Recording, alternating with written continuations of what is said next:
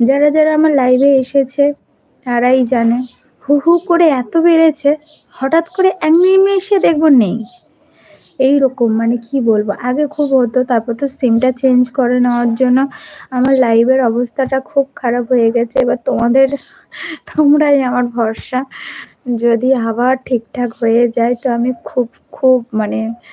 কি বলবো, এই শুধুমাত্র আমার সিম চেঞ্জ করার কারণ এটাও লাইভের সদস্য কমে গেছে, প্লাস মানে কি বলবো, আর সাবস্ক্রাইবার তো আমার হু হু করে কমছে, আর ওটা কমবে কারণ সিআইডির ভিডিও করতাম, হঠাৎ করে যে ভিডিওর জন্য সাবস্ক্রাইব করেছে তার জন্য তো করবে, কিন্তু আমার কিছু করার নেই। এরকম একটা ভিডিও ছেড়েছিলাম না ছাড়িনি আমি ঠিক মনে নেই, ইচ্ছা ছিল ছাড়বো, যে তোমরা এরকম ভাবে সাবস্ক্রাইবার কমাচ্ছ, কিন্তু এটা আমার মানে কি বলবো ইচ্ছা করে করিনি, যে অনেকে করে না। যাই হোক, আমার কথাটা বলি, অনেকের কথা বাদই দিই, যে মানে কিছু একটা দিয়ে সাবস্ক্রাইবার করে নিয়ে হঠাৎ করে মানে নিজের ভিডিও ছাড়ে, সেগুলো ডিলিট করে দিয়ে, কিন্তু আমি সত্যিকারে এটা করিনি, আমি নিজের ফেস দেখাবো এরকম ভাবিনি। তার জন্য একটা আলাদা চ্যানেল যদি ইচ্ছা হতো অবশ্যই করতাম, লাস্টে মিঠাইয়েরই করতাম, ফার্স্ট ফার্স্ট দেখবে মিঠাইয়েরই ভিডিও আছে, যখন সমস্ত কিছু ডিলিট করে দিয়ে করা হয়েছে মিঠাই লাইভে আমি আসতাম, তারপরে একটু মনে হতো, কিন্তু হঠাৎ করে বিএসএনএল করে নিয়ে আমার মানে লাইভের সংখ্যা এতটা কমে গিয়েছে, আর বেশিরভাগ সবাই কমেন্ট বেশিরভাগ করেছে যে নেটওয়ার্ক ইস্যু, নেটওয়ার্ক প্রবলেম হচ্ছে, প্রচুর প্রচুর এসেছে। কি বলবো, কিছু করতে পারছিলাম না, সিম চেঞ্জ করব করাই হয়ে উঠছিল না। বাপের বাড়ি এর আগে এসেছিলাম, করে নিতামই আমি, আধার কার্ড আনতে ভুলে গেছি। আর আমি যখনই আসি সমস্ত কিছু জিনিস আমি নিয়ে আসি, কারণ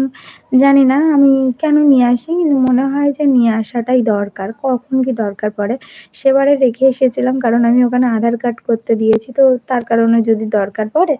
তো ওই জন্য আধার কার্ডটা রেখে এসেছিলাম, কিছু নিয়ে আসিনি। তো এবার আসার সময় নিয়ে এসেছি, কিন্তু এবারে নিয়ে আসার কারণ আছে, একটু রেজিস্ট্রির কাগজটা যদি অনলাইনে ঠিক হয় অবশ্যই করব, জানি না হয় কিনা, তবুও নিয়ে এসেছি। এই যা,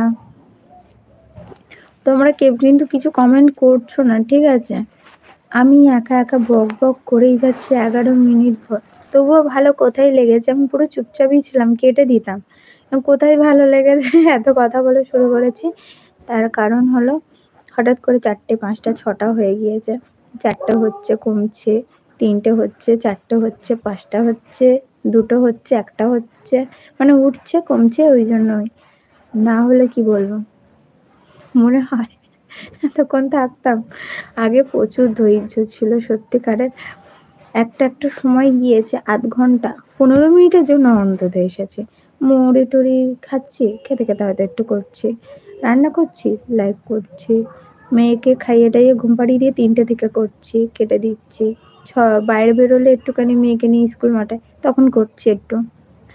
আর একটা যেটা করতাম সেটা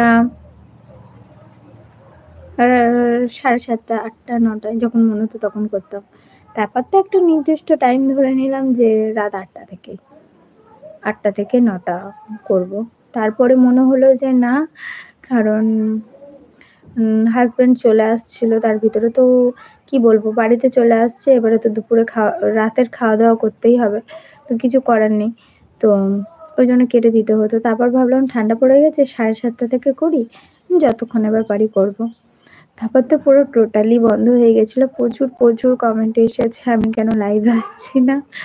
কিন্তু আমার সত্যিকারে একটা প্রবলেম হয়ে গিয়েছিল, আর তারা এই লাইভটা দেখলে আমি ঠিক বলতে পারছি না, আমার তো মনে হয় হবে, কারণ জিওর এটা খুব ভালো, ঠিক আছে? হয়তো খুব তাড়াতাড়ি নেটটা শেষ হয়ে যায় আমার মতে, ঠিক আছে? জানি না তোমাদের কি মত, আমার মতে মনে হয় খুব তাড়াতাড়ি নেট শেষ হয়ে যায়, কিন্তু বিএসএনএল এর শেষ হয় না, কিন্তু ওর সার্ভিস ভালো না, জিওর সার্ভিস খুব ভালো। আর আমি যখন ফার্স্ট সিম কিনেছিলাম এক ধাক্কায় একাই বলেছিলাম নিজে